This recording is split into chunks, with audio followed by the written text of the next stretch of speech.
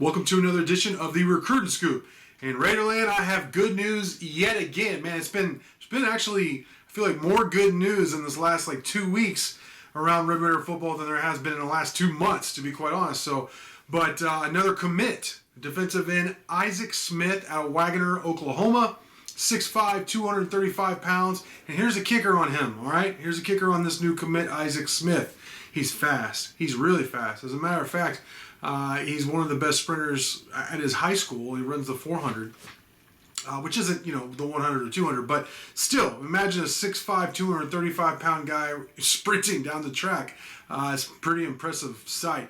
Some people I've talked with in the know on Smith say he will be one of the faster defensive linemen in the Big 12 once he gets on campus. So, Red Raiders, like I said, have been on fire. They landed Jacoby Jackson, an offensive lineman out of Mansfield Summit, just a couple weeks ago.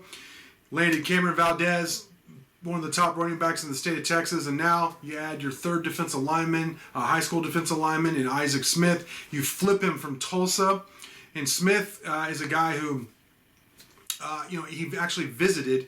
I say visited. He attended the Tech's win over West Virginia. So Tech offered him earlier in October. Recruited him really hard in a short time. Tried to keep it kind of quiet, even though his offer was announced, in early mid-October. And then, like I said, they've been recruiting him hard virtually because, there's no in-person recruiting with the NCAA recruiting dead period because of, concerns over COVID. Which that runs through the calendar year, by the way. But anyways, Isaac Smith did get to come and see the game at the Jones on his own dime. The coaches couldn't have any, contact with him. And I actually knew Isaac Smith was going to be visiting or going to the game. And then I just happened to run into Baron Morton, Tech's top 100, four-star quarterback, just outside the Jones as I was going in the media entrance, and he was talking about how they were really wanting to flip Isaac, and that was, Baron has pretty much, he's batting 1,000. He told me, Jack Tucker and Jacoby Jackson were big targets earlier. Jerand Bradley, and the boom, started getting those guys. Cameron Valdez and Jacoby was, recently guys that he was really trying to help the coaching staff land, and then now Isaac. So, man, Baron's a son of a coach, of course.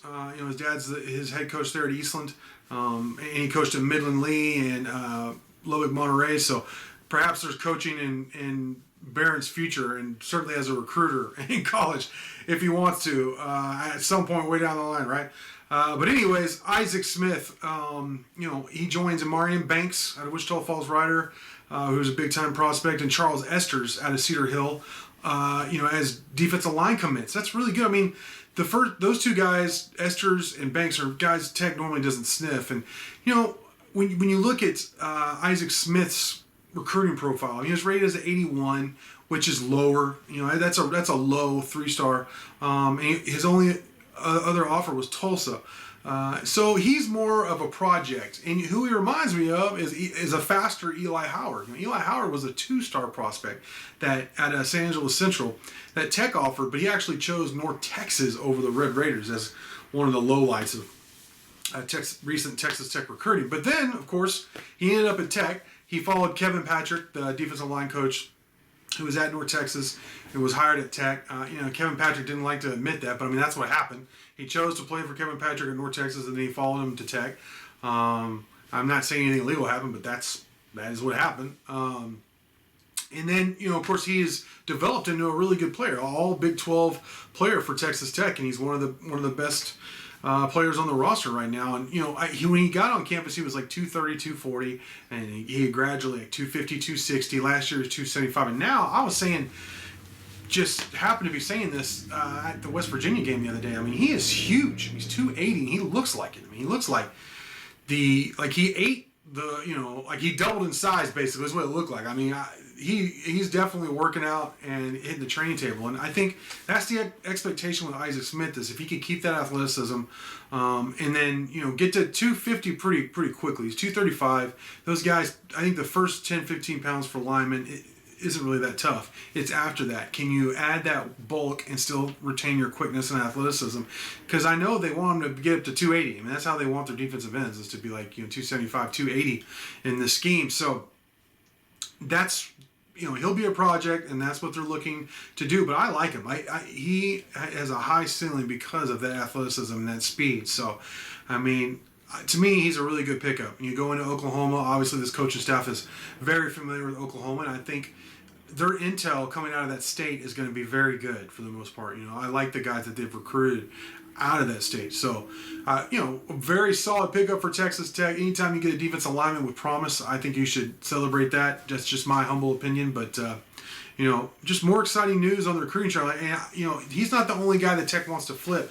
There are other guys that they're working on flipping, and some other guys in terms of how they want to round out this 2021 recruiting class. But, I just want to say it's crazy that after several months of no high school commits in this drought, now boom, boom, boom, in a matter of weeks, you land 3 guys. So pretty exciting stuff. This program appears to finally have some momentum going, and I'm happy for all the fans out there at Raiderland. So with that, I want to thank you for watching, and until next time.